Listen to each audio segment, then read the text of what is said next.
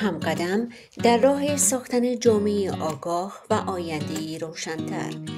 دفتر همیاری مهاجرین رفرجی پیر با همکاری بیس سارت فور کیدز و نهادهای صحی و اجتماعی تلاش می‌نماید تا با ارتقای آگاهی در مورد ناتوانی‌های رشدی در اطفال و کلانسالان زمینه فهم، پذیرش و حمایت بیشتر را در میان فامیل‌های مهاجر به ویژه جامعه افغانستانی فراهم سازد. هدف ما ساختن جامعه‌ای است که در آن هر فرد با هر توانایی مورد احترام، محبت و پشتیبانی قرار گیرد.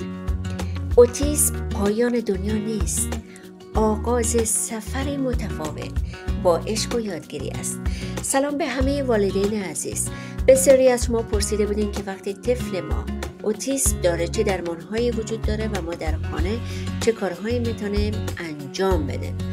خبر خوبی است که همکاری بین شما و درمانگران میتونه تفاوت‌های بزرگی ایجاد کنه. در این ویدیو با 3 روش اصلی که بیشتر فامیل‌ها از آن شروع میکنن آشنا بشه. درمان رفتاری ABA. در کلینیک درمانگر به طفلک کمک میکنه رفتارهای مثبت یاد بگیره و رفتارهای چالش برانگیز را کاهش ده.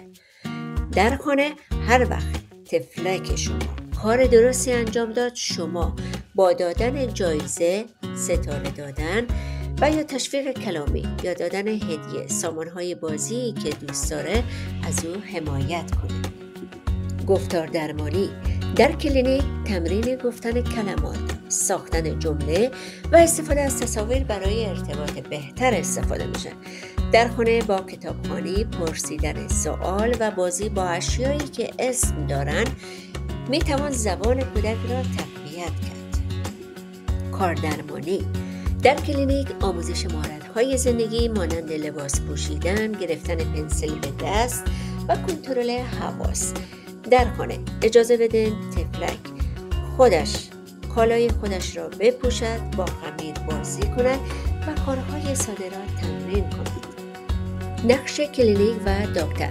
تشخیص دقیق، معرفی روش‌های مناسب، طراحی برنامه درمانی اختصاصی. نقش والدین. تمرین مداوم در خانه، تشویق و صبوری، ارتباط منظم با درمانگران.